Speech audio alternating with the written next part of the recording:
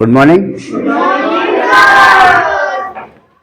स्वागत है आप लोगों का कक्षा 8 की वीडियो में, 8 के लेक्चर में। आज हम लोग देखेंगे इकाई 8 में वर्ग समीकरण। ठीक है, अभी तक हम लोगों ने क्या क्या पढ़ा है बेटा? रेखीय समीकरण। रेखीय समीकरण अगर हम बात करें, एक चर में क्या होता है रेखीय समीकरण? इसमें एक ही चर हो जाएगा। ठीक है, 3x plus 7 is equal to 9। इसका सामान्यतः ये इक्वेशन आपके पास ax plus b is equal to 0 कह सकते हैं इसको, जिसमें a का मान शून्य नहीं होना चाहिए।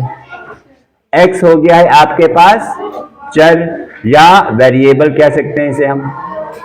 ठीक है, और a और b क्या हो जाएगा आपके पास? अचर या कांस्टेंट। इस तरह की एक्सप्रेशन या इस तरह की इक्वेशन हम लोग सॉल्व कर चुके हैं। ठीक, अगर हम बात करें दो चर में क्या होगा रेखीय समीकरण? अब एक रेखीय समीकरण मतलब क्या हो गया कि जो भी चर है उसकी अधिकतम घात कितनी है? 1। अधिकतम घात कितनी है? 1। यहाँ पे दो चर में क्या है आपके पास एक्सप्रेशन? दो वेरिएबल यहाँ पे हो जाएंगे। यानी यहाँ पे क्या है, इसमें आपके पास x और y दो वेरिएबल है जिसकी अधिकतम घात 1 है, जिसकी अधिकतम घात 1 है, जो कि हम लोगों ने देखा था युगपत समीकरण में। अब यहां पे हम लोग क्या करेंगे, इसमें अगर चर की अधिकतम घात 2 है, कितनी है? 2, तो उस केस में एक्स स्क्वायर इक्वल टू के हो जाएगा। एक्सप्रेशन इस टाइप का बनेगा। दूसरा A X square plus B X plus C is equal to 0। सही है। अगर आपके पास चर की अधिकतम घात 2 है तो उसको हम लोग बोलते हैं वर्ग समीकरण। वर्ग समीकरण, सही है, या क्या कह सकते हैं? द्विघातीय समीकरण। और व्हाट कैन यू से? Quadratic equation.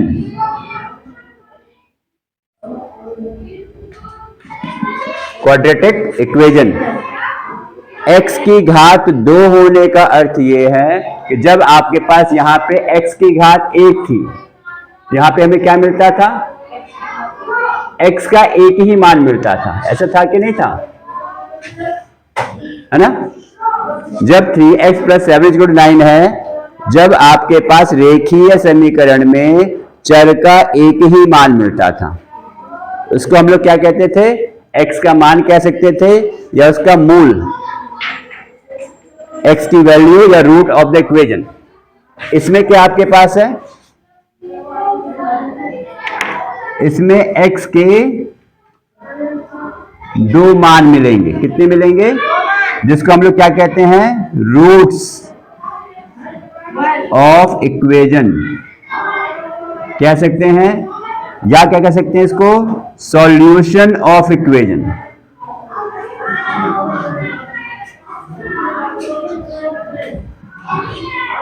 x के 2 मान मिलेंगे।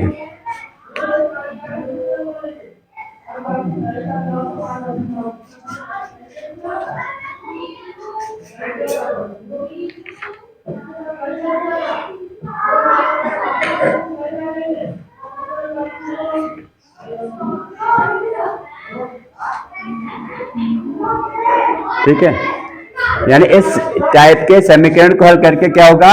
x के 2 मान मिलेंगे। ठीक है, अब इसको देख लेते हैं।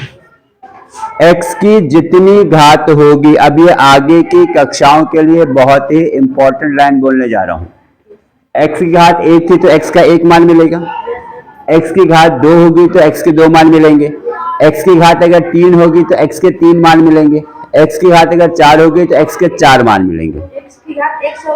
x की घात अगर n होगी तो इसमें फिर x की n वैल्यूज आएंगी।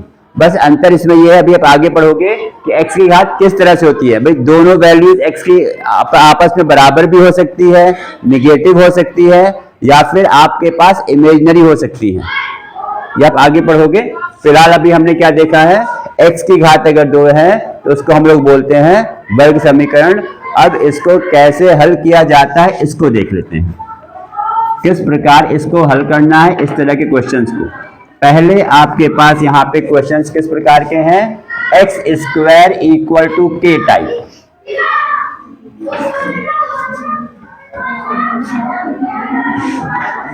X square equal to k, ठीक है। देखो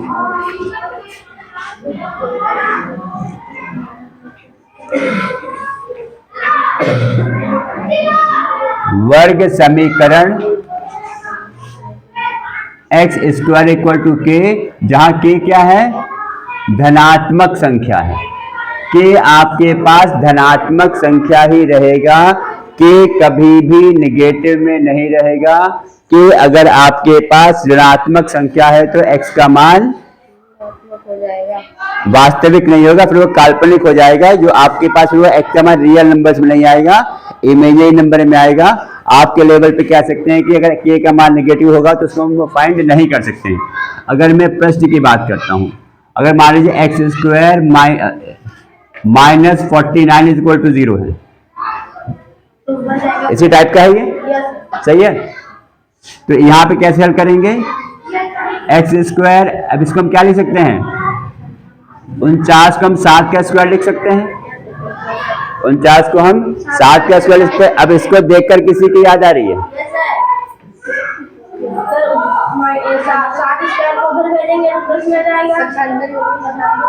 फिर चलो ये भी कर सकते हैं, या इसमें एक चीज आपके पास ये है, चलो ठीक है, पक्षांतर कर दिया। आपके पास एक formula a square minus b square is equal to a plus b into a minus b, अगर ये आपके पास सूत्र याद आ रहा हो तो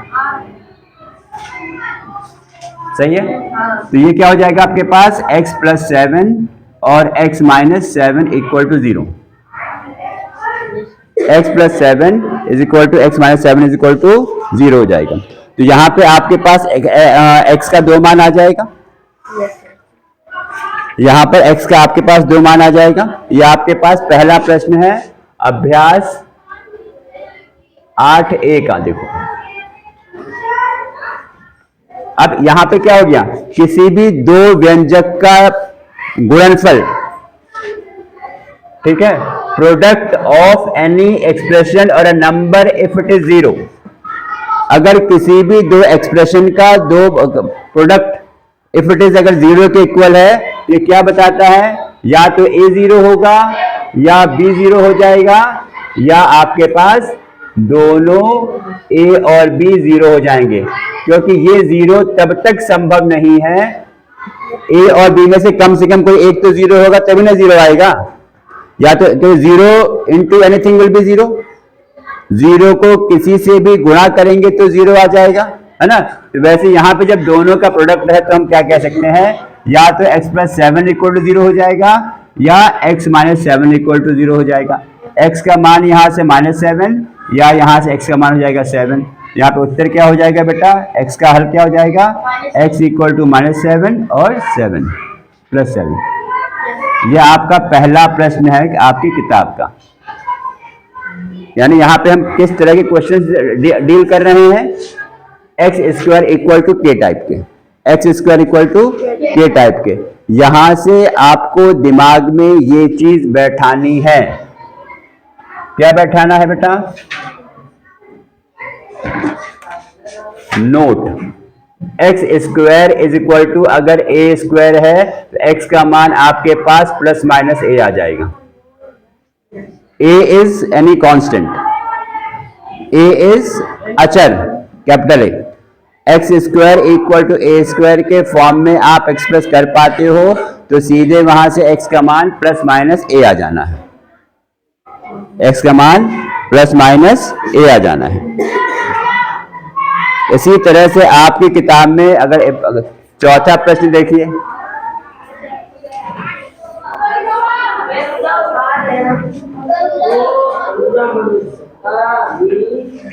इसी तरह से यहाँ पे x का देखो, चौथा प्रश्न क्या बोल रहे हैं, वहां पे पढ़ो जरा। चौथा प्रश्न में क्या बोला गया है, 4/9 एक्स स्क्वायर बराबर 1। अब ये प्रश्न आपके पास है, इसके बारे में क्या विचार उठ रहा है? 4/9 एक्स स्क्वायर में 2 का स्क्वायर बटे 3 का स्क्वायर एक्स स्क्वायर है ना? 2/3 एक्स स्क्वायर बराबर 1। ये भी सही है। अगर 4/9 एक्स स्क्वायर बराबर 1 है, करने के तरीके बहुत सारे हैं। 4/9 को उधर ले जाओ, कितना आ जाएगा? 9 ये आ जाएगा, सही है। अब 4x स्क्वायर माइनस 9 इक्वल 0 हो जाएगा। 9 का पक्षांतर कर दिया है, 2x का होल स्क्वायर माइनस 3 का whole square is equal to 0 हो जाएगा। अब यहाँ पे क्या लगा देंगे फिर? a square minus b square का फॉर्मूला लगा दोगे तो कितना हो जाएगा? यहाँ पे a का मान क्या है? 2x। मुझे लगता है फॉर्मूला लगाने तो आता होगा, इस पर हम लोग बहुत प्रश्न कर चुके हैं। ये वाला a plus b into a minus b, ये सूत्र लग जाएगा, जहाँ पे a का मान 2x है और b का मान क्या है बेटा? 3। तो a का मान 2x हो जाएगा, तो 2x plus 3, 2x minus 3 is equal to 0। तो फाइनली हम क्या कह सकते हैं?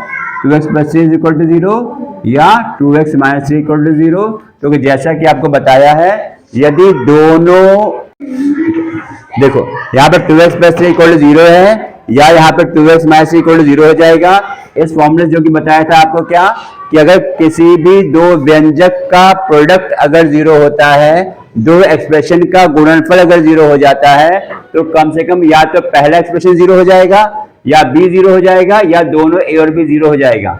जब तक दोनों में से एक एक्सप्रेशन 0 नहीं होगा तब तक इसका गुणनफल 0 नहीं आएगा। ठीक है, यहाँ पर 2x प्लस 3 इक्वल टू 0 है या 2x माइनस 3 इक्वल टू 0 हो जाएगा। जब इसको सॉल्व करोगे तो आप देखोगे x का मान -3/2 और x का मान 3/2 आ जाएगा। x की घात 2 है तो x के 2 मान आ रहे हैं। इसी तरह से अगर आप एक और प्रश्न लो अपनी ही किताब का, बाकी प्रश्न आपको अपने आप ट्राई करना है, इसमें बहुत ज्यादा कुछ करने वाला है नहीं बेटा। अब अगर यहाँ पे प्रश्न नंबर 7 देख लीजिए, अब अपनी ही किताब का प्रश्न नंबर 7 पढ़िए क्या कह रहा है, पढ़िए। 5/5 हाँ, इसको 0 हो जाएगा। इसको कोई ट्राई करना चाहेगा कि? करो, देखते हैं। एक्स स्क्वायर माइनस 25/5 बराबर 0। हाँ, यहाँ पे एक्स बराबर 0।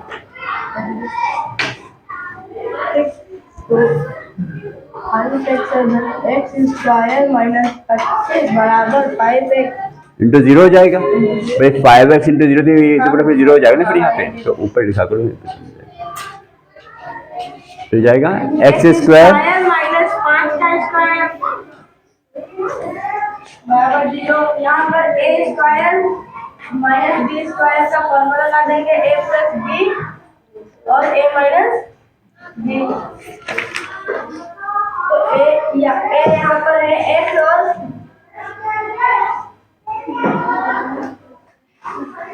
b है 5। तो a प्लस 5 और a माइनस 5। हाँ, यहाँ पे x हो जाएगा नहीं। अच्छा हाँ, यहाँ पे सूत्र लगा दिया, a square minus b square equal to a plus b into a minus b. x plus 5 equal to 0 है या x माइनस 5 इक्वल टू 0 है। अब x बराबर -5 हो जाएगा ये। या x बराबर 5, तो x का मान यहाँ पे आ जाएगा 5 या -5। और कॉपी में लिखते चलिए।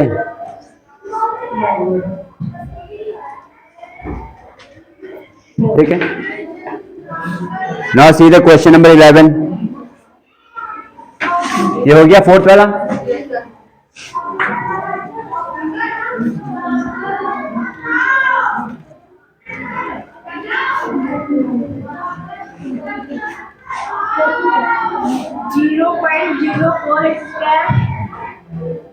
0.04 एक्स स्क्वायर, ये क्वेश्चन नंबर 11 है आपकी बुक अभ्यास 8A का। माइनस माइनस 0.25 बराबर 0। ये क्या होगा? हाँ, इसका स्क्वायर नहीं होगा, ठीक। अब इसमें हमें क्या बताना है?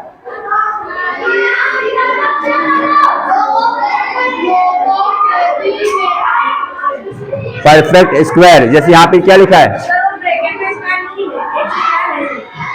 बात वही, हाँ ठीक ठीक ठीक, ये हो जाएगा 0.04 एक्स स्क्वायर माइनस 0.25। तो इसको हम क्या कैसे लिखेंगे?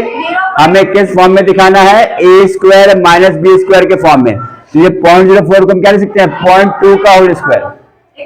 0.04 ये आपका स्क्वायर है 0.2 का। 2x इसका स्क्वायर माइनस ये किसका स्क्वायर है? 0.5 का स्क्वायर।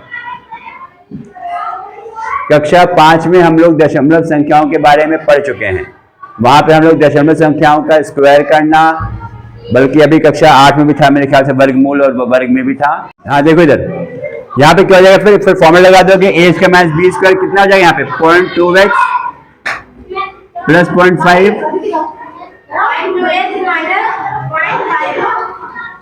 अब यहाँ पे लगा दोगे आप जीरो प्रोडक्ट रूल, ये 0 हो जाएगा, या अगला ब्रैकेट 0 हो जाएगा यहाँ पे आपके पास।